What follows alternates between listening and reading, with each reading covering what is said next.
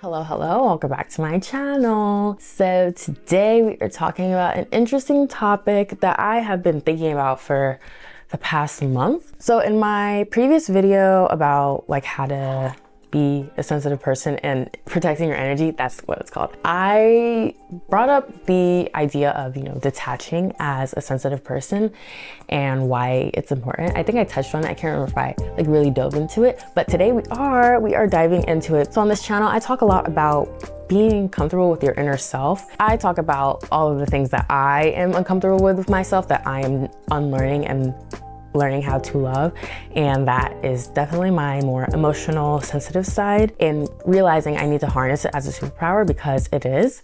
We have to realize that people are attracted to vibrant, really good energy, caring energy. People are just attracted to that kind of vibrance. You have to be able to discern between who is allowed to access your beautiful energy and who isn't.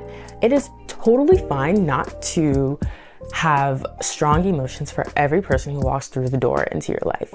You can't. It's humanly impossible, in my opinion, to give the same kind of energy and care to every person, because not everyone deserves access to that. I don't want us to continue to feel hurt or feel unappreciated in certain relationships, situations, because people aren't reciprocating in the way that we believe they should. I know it might sound a little bit contradictory to detach as someone who is more in tune with their emotions, but actually I would argue it's not contradictory. It's actually essential. If you are always, like I said, sharing your emotions with everyone, you're gonna get worn out. You're gonna be tired. You're gonna feel taxed because you're expelling your energy. You have to refuel. You have to be aware of what is for you and what isn't. When you are able to detach as a more sensitive person, you have to realize though that you aren't ignoring your emotions, you're protecting them. And when you're able to protect your emotions, you're able to become a more resilient individual.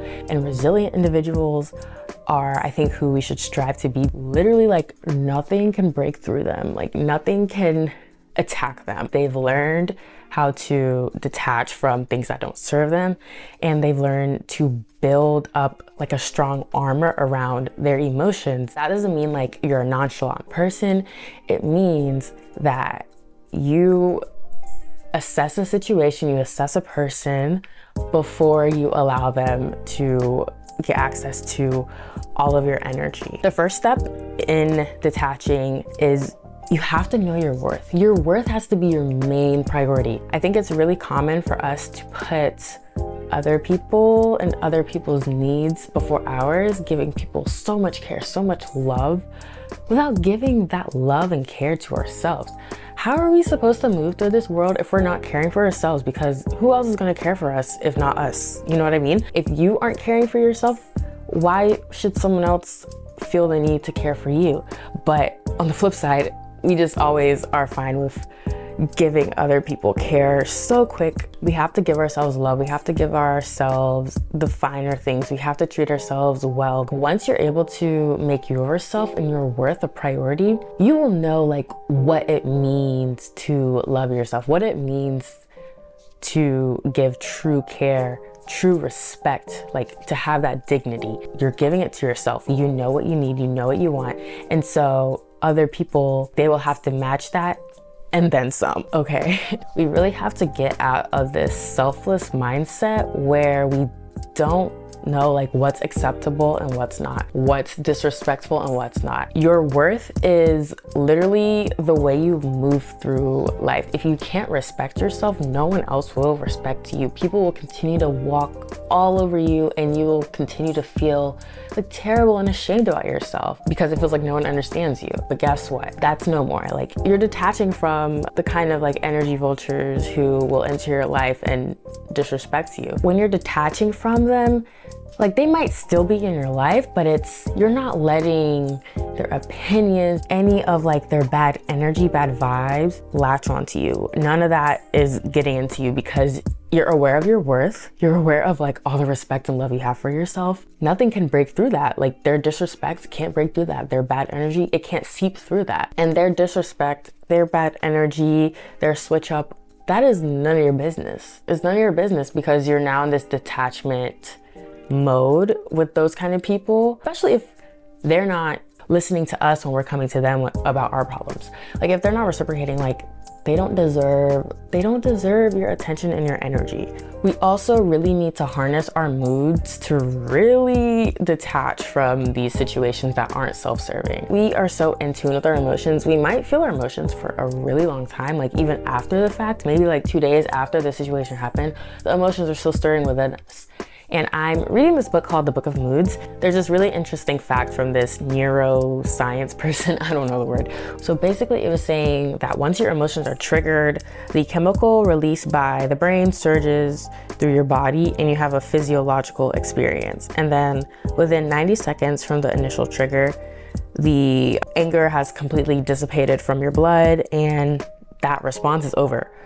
But if you decide to remain angry after those 90 seconds, then you're making the choice to stay within those moods and those emotions. For us sensitive people, it is so critical to know like when we're allowing our emotions to kind of flow naturally, or if we're just choosing to stay within that kind of like annoyance, anger, frustration, especially the negative stuff. We feel things strongly, but that doesn't mean we have to feel them forever, especially if it's something that's like painful.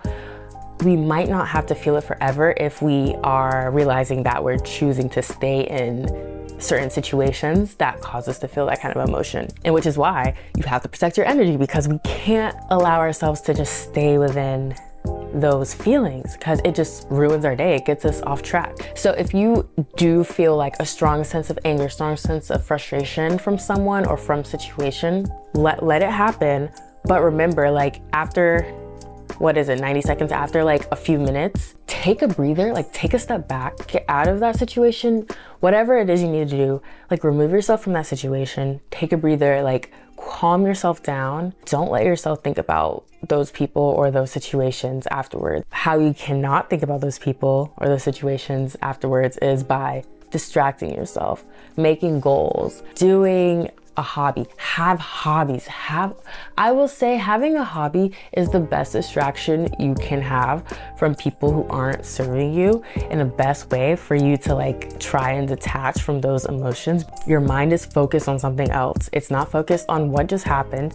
It's focused on knitting. It's focused on making content. Whatever your hobby is, it's focused on that, and you're just actively shifting your mind away. When you're also having hobbies and distractions and you're doing it consistently, like you're helping your mind rewire and shift into remembering, oh, this hobby like brings me joy. When you feel those strong emotions, definitely shift to something that brings you joy and shift to something that can distract you in a good way. It's not like you're ignoring your emotions, it's helping you fuel like all of that energy into something productive.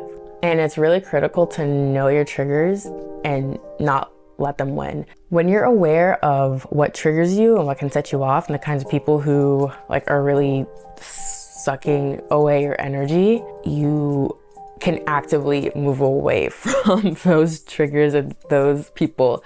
You can actively unlearn those bad behaviors, heal yourself from those triggers and those issues if you know it. Like if you don't know what's setting you off, then you can't help yourself learn how to detach from those situations. I would say like write down your triggers, think back on like all those situations or all of those instances where your emotions and your intuition were talking and telling you like get out of there, get out of that situation. Think back to those and write down like what set you off. And also if there's a pattern, write down that pattern. Like, is it a specific person? Is it every time you go to a specific place? It's so critical to know like what sets you off and not letting it win. And you don't let it win by what I was saying earlier.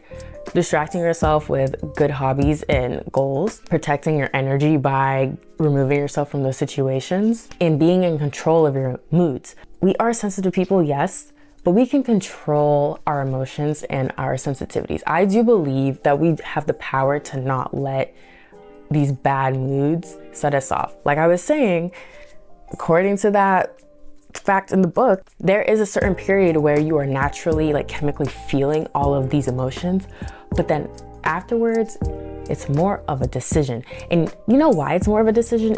It's your mind reliving and replaying all that happened. If you're like continuing to think about it, it just feeds into your body and you just continue to feel that emotion. But by distracting yourself with the hobbies, by understanding your emotions, understanding what sets you off and who sets you off, you can remove yourself, you can protect yourself, and you can detach from emotions and people who aren't self-serving. We have to let it go. Once we're in control of our emotions and we allow ourselves to feel certain things deeply, and we allow ourselves not to feel certain things deeply, we allow ourselves to detach from people and situations and memories and all of that, that's when we can really like let it go and live more peacefully. Because who doesn't want peace? I want peace. I want peace everywhere. One key way to get peace is detaching. So I'm all about making sure we don't get hurt in this world, because there's a lot of crazy stuff out here. But I hope this was helpful. I feel like these are some actionable like practices that anyone can implement into their life. So let me know in the comments down below what you think, and if you're someone who is learning how to detach or actively detaching as a more sensitive person, would love to hear what you're doing and what you do, because maybe it's something new that I can implement in my life. Thanks so much for watching, and I can't wait to see y'all in my next one.